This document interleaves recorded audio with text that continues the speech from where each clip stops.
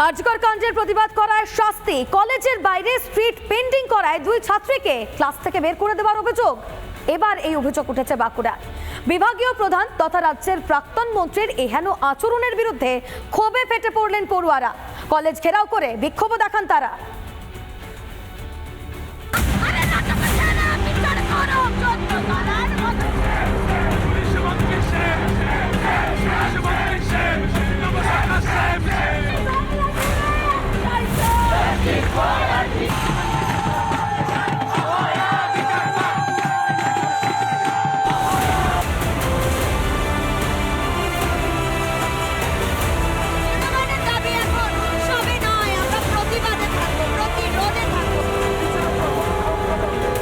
আরজিকর কাণ্ডের প্রতিবাদ করলেই নেমে আসছে শাস্তির খাঁড়া।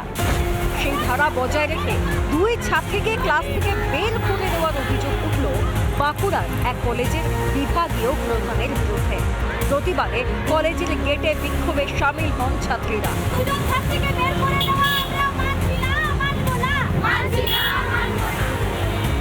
অভিযোগ, কলেজের গেটের বাইরে স্ট্রিট পেইন্টিংয়ে অংশ নেন ছাত্রীদের একাংশ।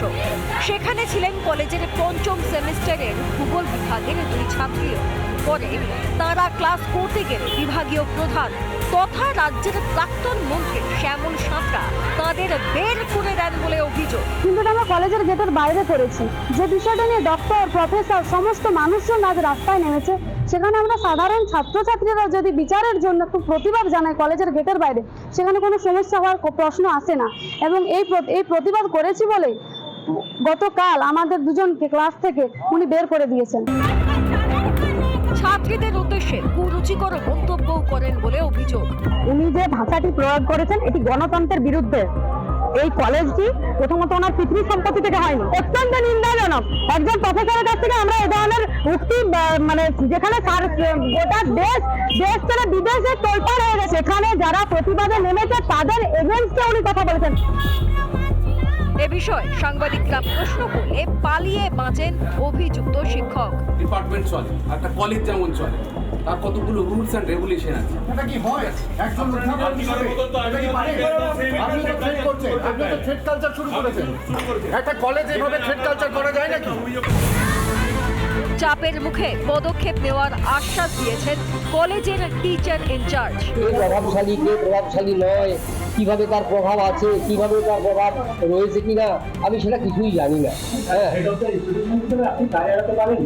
দেখুন কোনোটাই দায় এড়াতে আমি পারি না, ঠিকই বলেছেন আমরা। আমি কিছু জানি না, সেটা আমি টিচারকে দেখে কথা বলবো। পড়ুয়া থেকে আম জনতা কেন প্রতিবাদ করলে কণ্ঠরোধের চেষ্টা করা হবে? উত্তর অধরাই। বাঁকুড়া থেকে মৃন্ময় পানের রিপোর্ট, রিপাবলিক বাংলা।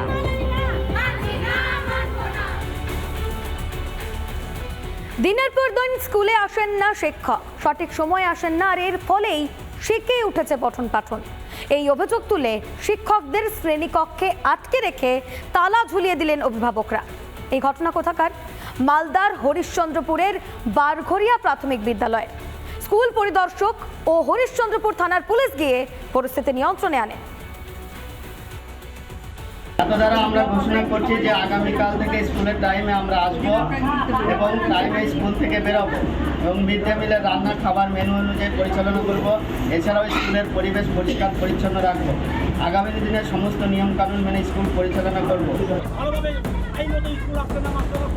সঠিক সময়ে স্কুলে আসেন না শিক্ষকরা, পড়াশোনাও ঠিকমতো করান না।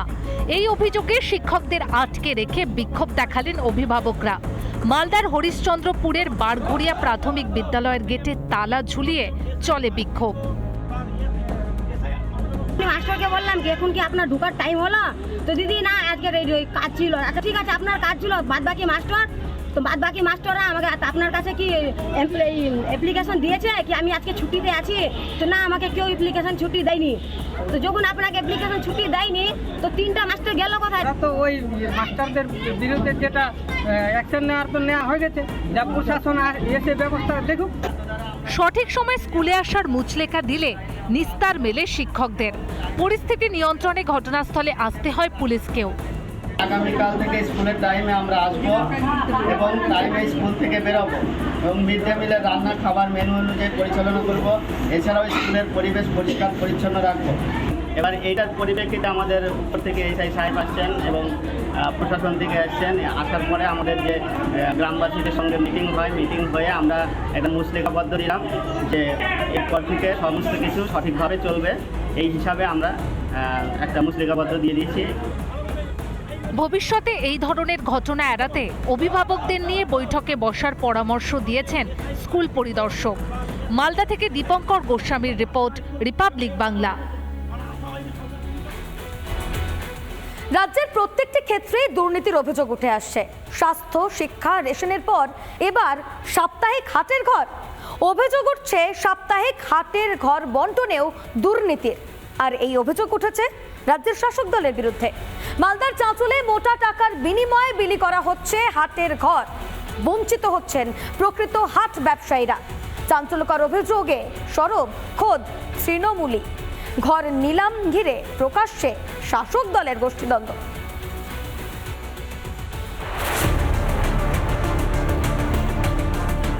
ব্যবসায়ীদের সুবিধার্থে মালদার চাঁচল সাপ্তাহিক হাটে ভবন নির্মাণ করা হয়। বরাদ্দ হয়েছিল প্রায় 9 কোটি টাকা। যারা দীর্ঘদিন ধরে এই হাটে ব্যবসা করেন, নিয়ম অনুযায়ী তাদেরই ঘর পাওয়ার কথা, কিন্তু তা হচ্ছে না বলেই অভিযোগ। এটা চক্রান্ত চলছে যে নিলামে হাট উঠিয়ে দেওয়া, দিয়ে আমরা যাতে না পাই, অন্য কেউ যাতে সুযোগ সুবিধা নেই, এটা নিলামে উঠিয়ে দেওয়ার জন্য এটা পুরো চেষ্টা চলছে। কারা নিলামে তুলছেন হাটের ঘর? কিছু আমি জনপ্রতিনিধিও বলবো এবং কিছু আমি বলবো যে যারা নিজেদেরকে শাসক দলের লোক বলে পরিচয় দিচ্ছে বা শাসক দলের লোক হিসাবে পদাধিকারে আছে, তাদের কাছ থেকে মানে মানুষের কাছ থেকে শুনতে পাচ্ছি তারা নাকি এই হাটে ঘর পাইয়ে দিবে বলে, যারা হাট করে না বাইরের লোক, তাদের কাছ থেকে টাকা নিচ্ছে। এটার বিরুদ্ধে আমাদের প্রতিবাদ। একটা নোটিশ ছেড়েছেন মার্কেটিংয়ের সেক্রেটারি এবং এর মাথার উপরে আছেন ডিস্ট্রিক্ট ম্যাজিস্ট্রেট চেয়ারম্যান, লিখেছে যে মার্কেটিংয়ে ঘর দেওয়া হবে, নিলাম হবে, সেই জন্য আপনারা অ্যাপ্লাই করুন। আমার বক্তব্য হচ্ছে যেখানে হাটে যারা আছে তারা হাট পাবে।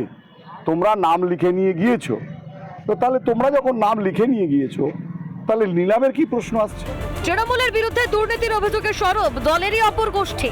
কটাক্ষ করতে ছাড়েনি বিজেপিও। এটা তো সমস্তটাই মাথা থেকে লেজ পর্যন্ত পচে গেছে, সমস্তই দুর্নীতি আর দুর্নীতি।